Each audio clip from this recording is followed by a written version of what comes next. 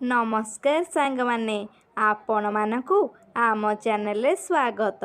सांग माने आपण माने समस्त जानती महाभारत युद्ध कौरव और पांडव मध्य होइथिला। कौरव माने 100 नुहे 102 थिले। आसंतु एही विषय रे जानिबा। गांधारी जेबे धृतराष्ट्रंकु विवाह करी हस्तिनापुर आसिले धृतराष्ट्र अंध थिले बुली तांकु जणा नथिला। पति अंध होइथिबा जानी करी गांधारी भी आखिरे पट्टी बांधी करी आजीवन अंध भाव जीवन जीवा पाई संकल्प नेले। किछि समय परे ऋषि वेदव्यास तांकु देखा करिया पाई आसिले। गांधारी सेही अवस्थारे भी ऋषि वेदव्यासंकु सेवा करिथिले। गांधारींको सेवा आउ पतिव्रता धर्मरे प्रसन्न होई करी ऋषि वेदव्यास 100 पुत्र माता हेबा पाई आशीर्वाद देले।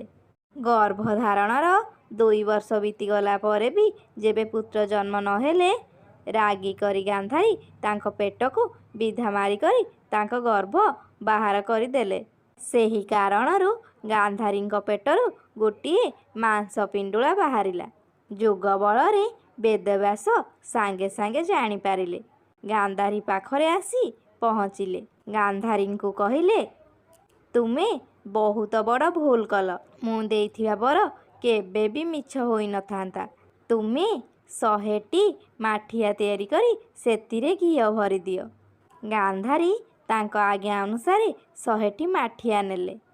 ऋषि वेदव्यास गांधारींको 100 पुत्र पाई सेही मांस पिंडुला को 100 भाग करी माठियारे भर्ती करी 1 वर्ष पर्यंत रखिदेले। गांधारींकर एक कन्या पाई इच्छा थिला। ऋषि वेदव्यासंकु कहिबा द्वारा मांस पिंडुला को 101 खंड करी काटिदेले। माठियारे पकेई करी बंद करदेले। तापरे 1 वर्ष परे गांधारींकु 100 पुत्र साथिरे एक कन्या भी जन्म नेइथिला जहार नाम थिला द्रुशिला। सांग माने गांधारी जेबे गर्भवती थिले धृतराष्ट्र को सेवा पाई असमर्थ थिले। सेथिपाई धृतराष्ट्र सेवा करिया पाई गोटिए दासी रखिथिले जहार नाम थिला सुगंधा।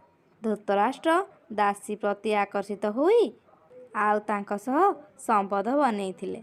दासींकु मध्य गोटिए पुत्र प्राप्त होइथिला।